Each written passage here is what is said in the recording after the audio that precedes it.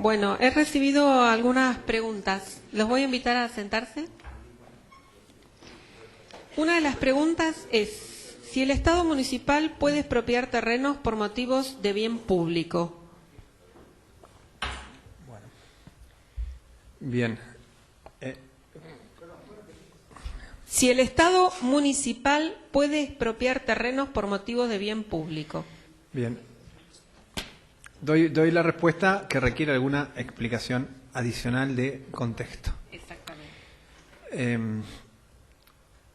La ley que se aplica en la provincia de Buenos Aires en materia de expropiaciones es la ley 5.708, que es una ley provincial que establece que el Estado provincial y los municipios pueden expropiar. Desde la perspectiva constitucional, como los artículos que regulan el derecho de propiedad establecen que solamente se puede quitar el derecho de propiedad mediante una ley que declare o que la sujete a expropiación y exista además el pago previo, desde la perspectiva constitucional, creo, cuando la Constitución dice ley previa expropiatoria, es ley sancionada por la legislatura y promulgada por el gobernador provincial. La confusión nace porque en el año 2003 se reforma el artículo, mejor dicho, se reforma el decreto ley 6769-58, la ley orgánica, y se incorpora en el artículo 77, inciso primero, una frase que dice que las ordenanzas serán consideradas leyes en sentido formal y material. Artículo 77.1 del decreto ley 6769 del año 58, reformado por la ley 13.101. Esa reforma buscaba una finalidad, que fue, según me parece, parcialmente lograda, que era eliminar del ámbito del fuero contencioso administrativo la posibilidad de que las ordenanzas municipales sean impugnadas en forma directa. De acuerdo con esto, si alguien hoy se siente afectado en forma directa por la existencia de una ordenanza, no por la aplicación, porque ahí se impugna el acto de aplicación, pero, por ejemplo, para quienes viven en Mar del Plata o en Pinamar, que estas situaciones se han presentado, los códigos de publicidad que eliminan la publicidad en la vía pública, su existencia afecta a algunos porque tienen que retirar o dejar de manera ilegítima cartelería en la vía pública. Bueno, si esa impugnación de la ordenanza que aprueba el código de publicidad se hace en forma directa, los jueces del fuero contencioso dicen esto no es asunto que nosotros debamos tratar, porque la impugnación directa de las ordenanzas, como son leyes, se impugnan ante la Suprema Corte de Justicia. Entonces, esa frase que tenía esta finalidad, evitar que sean impugnadas en el fuero contencioso, que empezó a funcionar el 15 de diciembre del 2003, las ordenanzas municipales, tuvo efectos expansivos. Y alguno de esos efectos expansivos es la creencia, no compartida por mí, no compartida por la Cámara en lo contencioso administrativo de Mar del Plata, pero sí compartida, por ejemplo, por la Asesoría General de Gobierno de la Provincia de Buenos Aires y por la Cámara en lo contencioso administrativo de San Nicolás, de que los municipios autónomos, al dictar ordenanzas que según la ley son leyes en sentido formal y material, pueden expropiar sin necesidad de ley previa. Esta es la explicación de contexto. Ahora voy a una explicación un poco más certera y directa. Yo pienso, eso no es una autoridad, pero que cuando la ley y la expropiatoria y la Constitución nacional y provincial dicen que la propiedad se puede privar mediante expropiación declarada por ley, en ese caso se requiere una ley sancionada por la legislatura provincial o por el Congreso de la Nación cuando corresponda. No es suficiente, no alcanza la ordenanza municipal. Porque no es adecuado, creo, que una ley, como la ley orgánica, diga qué es una ley. Quien dice que es una ley es la Constitución, no una ley. A su vez, esta posición fue sostenida en algún caso en que yo intervine, creo que es del año 2009 o 2010, que se llama Municipalidad de Maipú con Machi, con doble C, H-I, en el cual el municipio de Maipú había expropiado por ordenanza sin ley, por ordenanza y sin ley, un campo, entendiendo que, de acuerdo con el artículo 77, inciso primero de la ley orgánica, la ordenanza era ley en sentido formal, es decir, por el modo y por el órgano que lo aprueba, o por el departamento que lo aprueba, y en sentido material por el contenido que tiene, y que en ese caso, como el municipio era autónomo, no necesitaba de ley de la legislatura, pero la Cámara, en lo contenido administrativo que está en nuestra ciudad, hay 4 en la provincia, nuestra ciudad tiene una, entendió que eso no era así y que resultaba inconstitucional o contraria a los preceptos constitucionales antes referidos esta modalidad expropiatoria. La ley provincial tenía que completar a la ordenanza municipal. En algún momento, hace años, con una modalidad que en lo personal a veces veo como un poco abusiva, que es la de las expropiaciones por las empresas recuperadas, con un frigorífico local y otro establecimiento o una universalidad, una empresa en verdad, vinculado al mismo grupo. Me tocó emitir un dictamen en ese asunto, en esos 2 asuntos, que luego fueron expropiados por ley, pero que antes había sido previamente declarada la expropiación por ordenanza, y en esa oportunidad yo dije que la ley era requerida, la ley de la legislatura provincial era exigida por la Constitución. Esta, claro, reitero, no es la posición que tiene la Cámara en lo contencioso administrativo de San Nicolás, con un precedente del año 2010 o 2011, y la Asesoría General de Gobierno de la Provincia de Buenos Aires, que es el organismo de asesoramiento jurídico del gobierno provincial, que además colabora con los municipios cuando lo requieren en brindarle asistencia jurídica. Con su anterior dirección, cuando estaba a cargo de otro asesor general de gobierno distinto del actual, también en el año 2010, entendió que bastaba la ordenanza municipal para poder expropiar. Estos asuntos, ambos, el que fue resuelto por la Cámara de San Nicolás y el que fue resuelto por la Cámara de Mar del Plata, están hoy en la Suprema Corte de Justicia de Buenos Aires, que aún no se expidió sobre el punto, pero que creo, porque ya hay algunos lineamientos en otros casos en los que se tratan otros asuntos cercanos a esto, va a expedirse diciendo que la ley de la legislatura es necesaria. No lo sé. En las escuelas de derecho yo participo de una que se llama el realismo jurídico, de un viejo forjador de Estados Unidos, se llama Oliver Wendell Holmes, que él establecía algo así y decía que el derecho es como una suerte de estadística de los precedentes judiciales y que uno va evaluándolos diciendo qué puede pasar en el caso próximo. Bueno, a mí me hacen pensar la evaluación de los casos cercanos a esta materia, que es altamente probable que la Suprema Corte Provincial diga que la ordenanza sola no alcanza. Perdón por la extensión, pero me parece que lo requería. Yo hubiese asegurado, por ejemplo, que era necesario la ley de la provincia de Buenos Aires en este caso. Claro, así es. Eso es lo que yo pienso. Eso es lo que vos pensás, claro, pero hay otras visiones al respecto. Por supuesto. Y otros casos en la práctica. No podés hablar sin micrófono, perdón. No, por lo que yo entendí, esto cambió a partir de esa ley del 2003, porque el caso de la expropiación para la erradicación de la Villa de Paso requirió a la ordenanza municipal y la convalidación de la ley provincial. Exactamente, así es. A partir de esa reforma legislativa, pensada para otra cosa, los efectos expansivos de la reforma legislativa fueron usados como fundamentación de esta posibilidad de que los municipios autónomos, en la consideración de la Constitución Nacional, puedan expropiar por ordenanza, que es ley sin ley de la legislatura.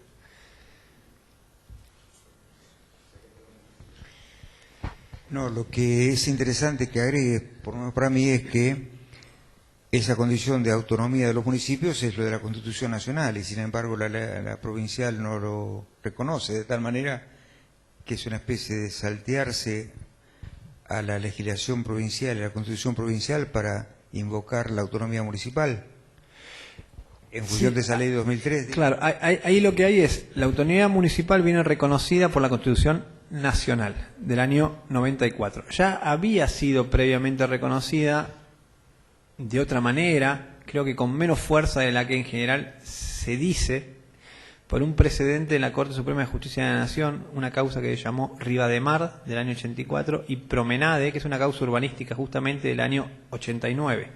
En esos dos casos, la Corte Nacional había dicho que los municipios no eran meras delegaciones, entidades autárquicas, sino que eran algo más, y que ese algo más coincidía con las clásicas calificaciones o características de los entes autónomos, lo que se pueden autonormar, autorregular, autofinanciar. Lo que ocurre es que, como está establecido el principio de autonomía municipal en la Constitución Nacional, que en el ordenamiento jurídico argentino es la norma superior y fundamental con la cual deben conformarse las constituciones provinciales, la legislación nacional, la legislación federal está arriba de todo, en el último piso y mira desde arriba a los demás, no hay posibilidad de que exista una norma jurídica de cualquier tipo, sea una constitución, una ley, un reglamento, que diga que los municipios no son autónomos. Los municipios son autónomos porque la Constitución Nacional lo dice y el resto se tiene que adecuar a eso. El grado de autonomía que en cada provincia tienen depende de la Constitución. Un mínimo de autonomía, es decir, un mínimo de automanobra en los asuntos que le conciernen a los locales, a los ciudadanos locales, tienen que tener. ¿Cuánto hay? Eso lo definen las constituciones provinciales. Esto surge de los artículos 5 y 123. Y a su vez, específicamente con relación a esta reforma, es así. Rápido. En el año 94 se reforma la Constitución de la provincia de Buenos Aires también. En el artículo 166, en el quinto o último párrafo, se incorpora que todos los asuntos vinculados con el ejercicio de la función administrativa del gobierno provincial o de los gobiernos municipales iban a ir a un fuero especializado, que es el fuero contencioso administrativo. En el año 94. Y dice, una ley va a establecer, organizar los tribunales y establecer los procedimientos. Se aprueba la ley y le dan 3 años a la autoridad y dicen, en el año 97 lo vamos a hacer. En el año 97 no lo hicieron. Siguió pasando el tiempo, quien se acaba de ir de acá es el juez Simón Isach, que es uno de los jueces contenciosos, que en ese momento había rendido un concurso, fueron los primeros jueces que aprobaron el Consejo de la Magistratura, estaban designados, casi todos eran funcionarios públicos o judiciales, salvo Isach, que ejercía la profesión, por lo cual canceló tu matrícula y se quedó sin trabajar. Esto lo cuento ahora que no está, para que no sienta que cuento intimidades, que no lo son además, porque hay un proceso judicial donde esto se está tratando. Llegó el año 2003, es decir, 9 años desde que la Constitución había dicho que había que crear los tribunales y 6 años desde que la ley había dicho que los iba a crear y no se había creado. Entonces la Corte, la Suprema Corte de Justicia de la Provincia de Buenos Aires, en un fallo de marzo del año 2003, condena a la Provincia de Buenos Aires a implementar el sistema de justicia contencioso administrativo. Importante para que veas, hasta que se implementó el fuero había alrededor de 60 juicios por año contra toda la administración pública provincial y municipal. 60 por año. Desde que se implementó, el primer año hubo 600 y hoy hay alrededor de 16.000 más o menos, ¿no?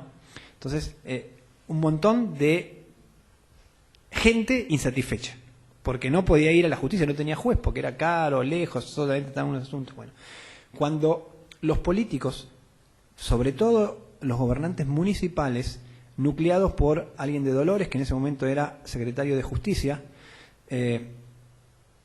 empiezan a ver este tema. Mar del Plata fue, en el gobierno de Aprile, uno de los pocos municipios que no dijo nada sobre esto, que no boicoteó el asunto. Cuando empiezan a ver el asunto, los políticos se abroquelan, van a ver a sus amigos legisladores provinciales y les dicen, miren, si esto sale nos fundimos. No nos fundimos porque nosotros gastamos mal o recaudamos mal, nos fundimos porque la justicia nos va a condenar a pagar lo que debemos pagar. Entonces aprueban una ley, que es la ley 13.101, que establece un par de reformas inteligentemente dispuestas para que el fuero esté un poco, el fuero contencioso administrativo, la justicia que controla la administración pública, provincial y municipal, esté un poco reducido en sus posibilidades de actuación. Por ejemplo, permitieron que todas las ejecuciones fiscales fueran ahí, y hasta hace 1 año y medio en Mar del Plata, en Necochea, en Dolores un poquito menos. Entre el 80 y el 90% de los asuntos judiciales que había en estos juzgados eran ejecuciones fiscales de ARBA. Entonces, eso implica un aplomo en la manera de comportarse. Determinaron que los amparos fueran todos a las cámaras contenciosas y entre ellas reformas, muchas dirigidas a disminuir las posibilidades de control. Se estableció esto de las leyes para que cualquier ciudadano no pueda impugnar ante el juez que tiene cerca de su casa a las ordenanzas, sino que tenga que ir a La Plata como era antes. Entonces, ahí se agrega, las ordenanzas son leyes en sentido formal y material, y luego algunos aprovechan diciendo, si somos autónomos como municipio y las ordenanzas son leyes, en ese caso la Constitución dice ley para expropiar, es innecesaria otra ley. Es lo que se está ahora tratando en estos dos asuntos. Hay alguno más vinculados con expropiaciones.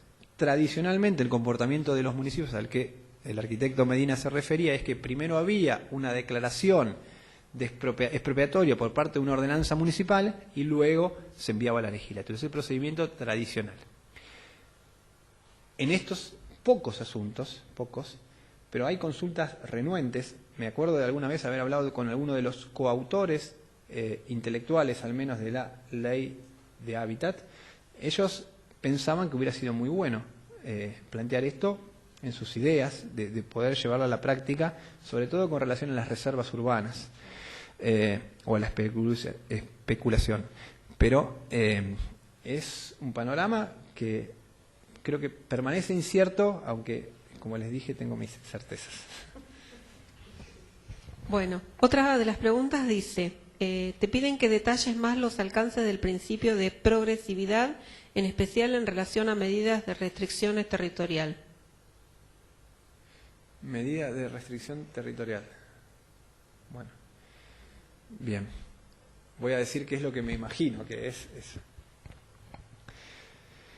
El principio de progresividad en materia ambiental, que se aplica también a la materia urbanística, implica que cualquier norma o actuación, es decir, cualquier ordenamiento, norma o actuación, no puede ir hacia atrás. Siempre tiene que estar, o al menos en el mismo umbral de protección ambiental, o ir hacia adelante. En el caso que yo comentaba muy rápidamente, la Corte entendió que no estaba suficientemente explicado por qué aplicar agroquímicos a 100 metros de una vivienda era igual o más progresivo que aplicarlos a 1000 metros. Esa explicación, que se podría haber dado con argumentos de tipo técnico, no había sido presentada ante la Corte, y la Corte entendió que de la mano del principio de progresividad, a simple vista parecía que 100 metros era menos progresivo que 1000, y por lo tanto dictó una medida cautelar que neutralizó la aplicación de esa nueva ordenanza que establecía ese umbral territorial de protección achicado. Territorial únicamente, no quiere decir de protección real. Por lo cual, intervenciones administrativas, decisiones regulatorias, normas o actuaciones o ejecución de instrumentos de ordenamiento territorial o de gestión o de planificación necesariamente de acuerdo con este principio que es propio de la materia ambiental, pero que creo, tiene aplicación en el ámbito urbanístico por conducto de las normas del artículo 41 de la Constitución Nacional y 28 de la Constitución Provincial, tiene que llevar a que siempre las normas urbanísticas vayan mirando hacia adelante y determinen que la protección que dan o implica un progreso en materia de tutela de los derechos y los intereses de los ciudadanos, es decir, los que se buscan tutelar mediante las protecciones urbanísticas o del interés público. Los problemas vienen en general en quienes tratan esto por definir cuál es ese umbral de protección, porque generalmente los grados de afectación son diferenciados, entonces va a haber afectados en forma diferenciada o va a haber afectados y tal vez beneficiados. Y eso es uno de los problemas que solamente se resuelve en forma casuística, por un lado. Ahora, me cuesta entender un poco que, por falta de conocimiento mío, a qué puede referir con la restricción territorial. me imagino, tal vez, algún caso en el que se refiera a situaciones de zonificación. No, pero la pregunta igual, entre paréntesis, habían anotado como el que detalló. Yo supongo que el que detallaste es el que contaste, de los 100 metros. Ese es el que... Y los hechos. No quise explicar hechos, pero los hechos es así. Existía una ordenanza en Mar del Plata, 18.740. Una ordenanza aprobada por unanimidad, como suele ocurrir entre nosotros, creo, sin análisis de tipo costo-beneficio de la regulación, se aprueban normas, pero no se piensa en los efectos que las normas provocan, y sin datos técnicos claros, concretos, determinados, que determinen qué llevó a tomar esa decisión regulatoria. Entre las distintas variantes o instrumentos preveía que en los núcleos poblacionales existentes, que por lo que yo entiendo, de acuerdo con alguna regulación o derivación urbanística local, un núcleo poblacional pueden ser 5 personas juntas, viviendo en algún lugar, con un entramado de vivienda difuso, sin un plan en el sentido de planificación urbana territorial del área rural o periurbana existente. Es decir, no se sabe cuáles son los núcleos poblacionales. Se dice a 1000 metros de un núcleo poblacional no se puede fumigar o aplicar agroquímicos. Y no se sabe dónde es eso. Ese es un primer problema, creo. Se reforma a raíz de presiones generalmente provenientes de algún colegio profesional, yo creo que bastante razonables, y del sector productivo, del importante cordón frutícola que tiene el Partido General Pueyrredón, también sin muchas explicaciones, y en una, voy a decir acá algo que no está muy bien, pero que lo dije en otros ámbitos, e incluso lo dije ahí, una fantochada de audiencia pública, donde uno va, habla y nadie lo escucha, y lo que dice y el otro escucha o no escucha no queda reflejado en nada y no provoca ninguna obligación de respuesta. Se cambia de un sistema a otro, y en ese cambio de un sistema de la ordenanza 18.740, la de la 21.296, que es la ordenanza aprobada ahora, pero sin vigencia, porque la Corte le suspendió la vigencia a 3 o 4 artículos, uno de los cuales establecía antes que a 1000 metros del núcleo poblacional no se podía fumigar, y luego de la reforma que se podía fumigar, aplicar agroquímicos a 100 metros, o 30, o de acuerdo como sea, con una serie de medidas de protección o de mitigación. Ese achicamiento del umbral de protección meramente territorial fue entendido por la Corte como es una medida cautelar, esto es importante, con probabilidad de ser contrario al principio de progresividad, no con certeza de que era contrario, sino puede ser que sea contrario, y entonces porque puede ser que sea contrario, y como los valores que tratan de proteger las normas ambientales son el derecho a la salud y el derecho al ambiente, que son valores superiores al aparente de la producción agrícola, en ese caso, por ahora, para la pelota a la Corte, lo dice en su resolución del 24 de septiembre del año 2014 en la causa Piccorelli, y luego en la del 23 de diciembre dice, y esto no solamente es para Piccorelli, sino para todo el partido de General Pueyrredón, y agrega el 23 de diciembre con toda contundencia, y esto lo hago de la mano del principio de progresividad. Las explicaciones que el municipio me dio no fueron suficientes, y agrego, fueron malas, y por eso paremos la pelota hasta que las explicaciones sean un poco mejores. El municipio concurrió luego, dio mejores explicaciones, y ahí entiendo alguna entidad de segundo o de tercer grado del sector privado que posiblemente se presente bajo una modalidad que la Corte Provincial, a diferencia de la Nacional, no tiene regulada, que es la de la amicus curiae, a decirle que se puede ser progresivo aún en un territorio menor, que la progresividad no solamente está dada por la distancia, sino por la manera de desenvolverse, las buenas prácticas, el dato tecnológico y, sobre todo, lo que siempre falla, ya lo dije 2 veces, los controles y la efectividad. Así que a eso es lo que quería hablar del principio de progresividad. Para poner un ejemplo, me parece que es adecuado. Otra de las preguntas es, ¿existe o se encuentra como proyecto una legislación que exija a los municipios la creación de secretarías de planificación, área que hoy depende de la Secretaría de Obras Públicas y en muchos casos repercutiendo en la falta de responsabilidad de un área, especialmente a la hora de resolver conflictos urbanos. No tengo conocimiento de que exista a dos sectores muy diferenciados del arco político, pero como yo tengo una, digamos, no solo soy liberal, sino que además soy liberal inglés, diría. Entonces es peor. A veces voy a la legislatura provincial, sobre todo por asuntos municipales, ¿no? Los más chiquititos en los que se congloban los grandes temas de derecho administrativo, y me gusta mirar todo lo que hay. No conozco que exista un proyecto de esas características y pienso, agrego un plus,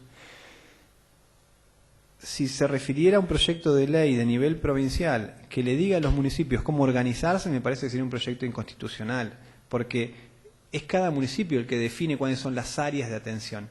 Sí podría haber una norma programática, una sugerencia, que le diga, convendría que ustedes regulen esto, o una norma que, por ejemplo, reformando la ley de medio ambiente, establezca una relación un poco más fuerte y profunda entre el medio ambiente y el medio ambiente urbano, y determine que habrá que tener en los municipios áreas especializadas, vaya a saber uno cómo, dónde lo alojan, cómo la dotan, de personal, de competencias, que traten alguna de esas temáticas. Pero ir más allá de eso me parece que resultaría inconstitucional.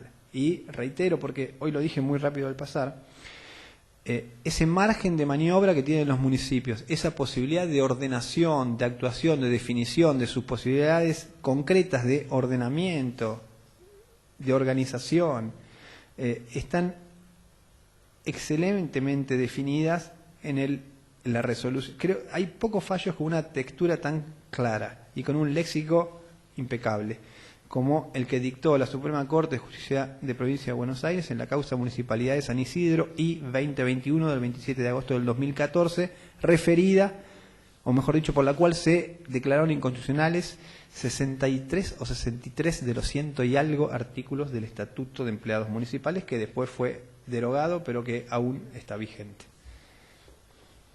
Cosas raras, ¿no? ¿Alguien que quiera hacer una pregunta acá en Mar del Plata?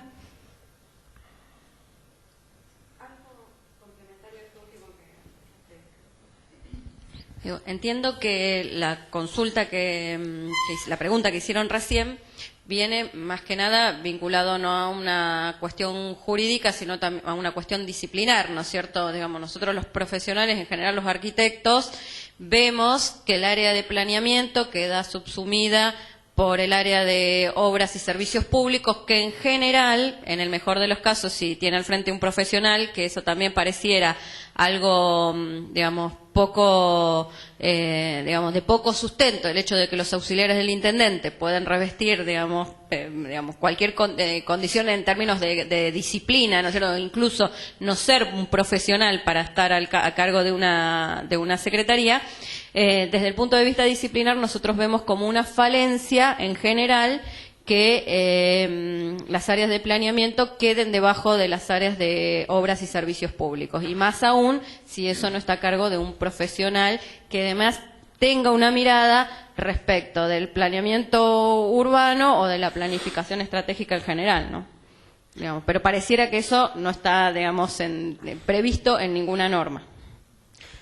Coincido enteramente, y creo que hay algunas causas. Seguramente habrá más de las que menciono, pero algunas las conozco.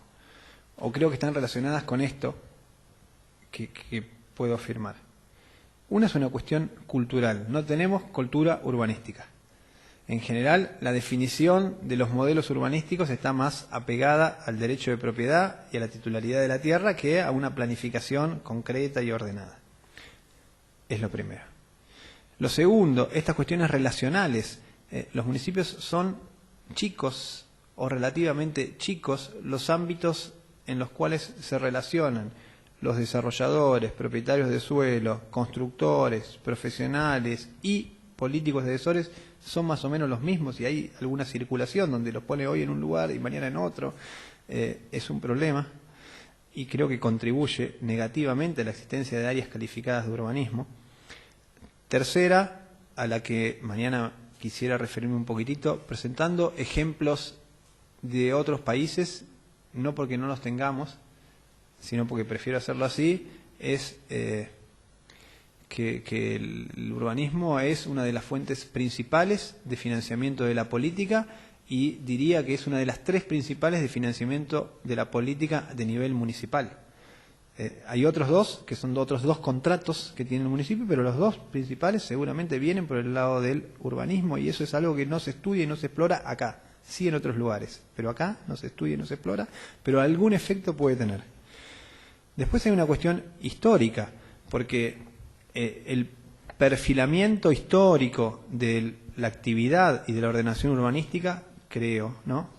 Generalmente se relaciona con las pequeñas unidades convivenciales de tipo local o municipal, luego los instrumentos básicos, la alineación en la época romana o medieval, el encerramiento, conglomeramiento de las ciudades, luego con las obras públicas, que supera, tiene una impronta muy importante, y después empieza a considerarse un poco el interés primero de la ciudad y después el territorial, ¿no? En ese esquema, donde además hoy se ha realzado nuevamente todo lo que es público o estatal, me parece que tiene preponderancia nuevamente el esquema de obras públicas por encima de una planificación adecuada y realmente participativa, es decir, no solo de los sectores sociales, sino también del empresariado, pero técnicamente. Entonces, hay alguna diferencia en países como el nuestro. En otros lugares, el sector empresario se ha dado cuenta de que conviene abrir y hacer y poner estándares altos de conducta, porque solamente los pueden cumplir los mejores o los que tienen más dinero. Pero se hacen cosas que acá no se piensan mucho. Y después, lo último es que no, digamos, no hay ninguna práctica, nadie le ve la importancia. Eso que hoy contaba de que cuando me invitan a algunos lugares de Buenos Aires o de La Plata, los amigos, ¿no? que invitan a hacer estas cosas, y les digo, mira, en vez de hablar de responsabilidad del Estado porque chocan en las rutas, ¿por qué no hablo de responsabilidad del Estado? Porque los municipios cambian la zonificación o los usos y eso genera situaciones de indemnizabilidad. Dicen, no, eso que es el supuesto típico de responsabilidad estatal por actividad lícita o legítima, uno de los 2 supuestos típicos, generalmente no concierta interés, no hay interés. Yo creo que la actividad urbanística se ve como algo menor, de menor importancia, y todas esas cosas influyen a que esta realidad sea tal como vos la planteás, ¿no? Yo mismo a veces me cuido de lo que digo porque es muy difícil hablar de estas cuestiones y ser bien entendido, tratar de serlo, porque se juntan tantas cuestiones de tipo política, sociológica, antropológica, económica, que es difícil explicarlo, y eso seguramente en las vivencias, en las experiencias, en la cabeza de la gente que está definiendo estas cuestiones siempre lo ve. Yo conozco algunas experiencias de municipios cercanos donde hay a veces profesionales ahí o dotaciones de gente muy interesante, pero están en lugares que están ahí. Y son municipios que a veces hacen cosas que no parecen muy lindas, cercanos, pero hay gente súper capacitada en algunos lugares, pero no tienen una entidad estructural. O pasa acá en Mar del Plata, hay una Secretaría de Planeamiento Urbano que poco hace por el planeamiento urbano, por más que también hay gente que también es muy interesante, ¿no? O con conocimientos muy importantes y experiencias.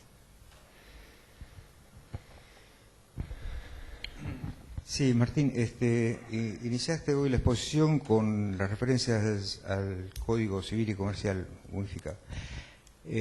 Bueno, les cuento que vamos a tener que redactar los contratos tipos que nos vinculan a nuestros comitentes, pero me interesaba 2 preguntas sobre eso. Una, que hiciste referencia a que tiene que ver con lo que estamos hablando, que se exceptúa la responsabilidad o culpabilidad de funcionarios y del Estado.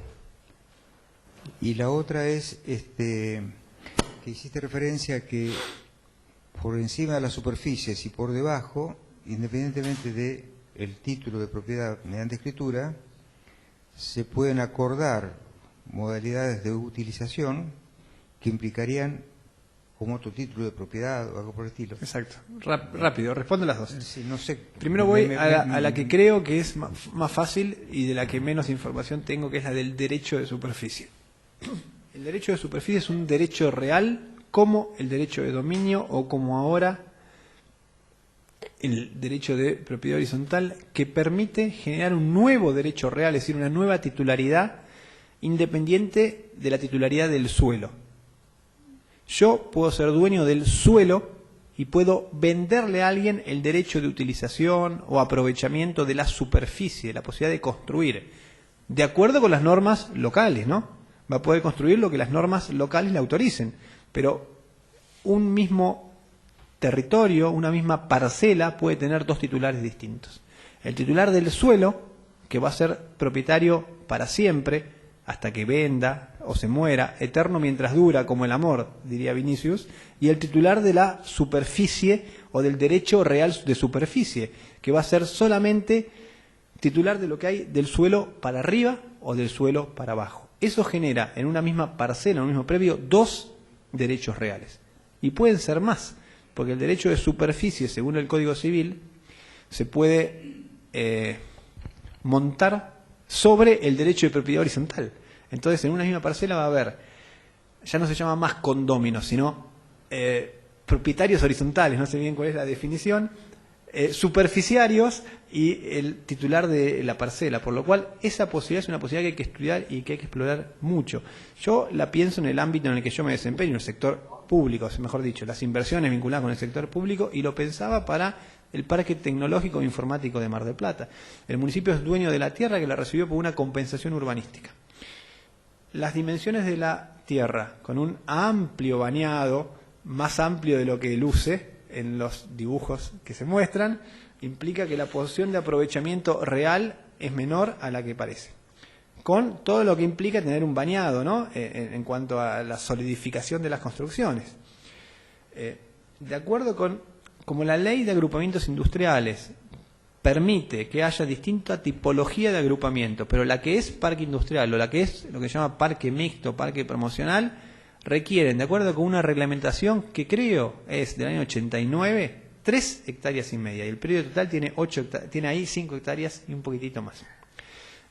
No se podría poner porque no hay 3 hectáreas y media aprovechables, pero entonces el municipio no podría vender el terreno, dárselo a particulares, pero si en cambio se lo queda para sí y le da a alguien el derecho de superficie y le dice, construite el parque acá, porque esto no es un parque con industria pesada, es un parque de gente linda que va a estar en oficina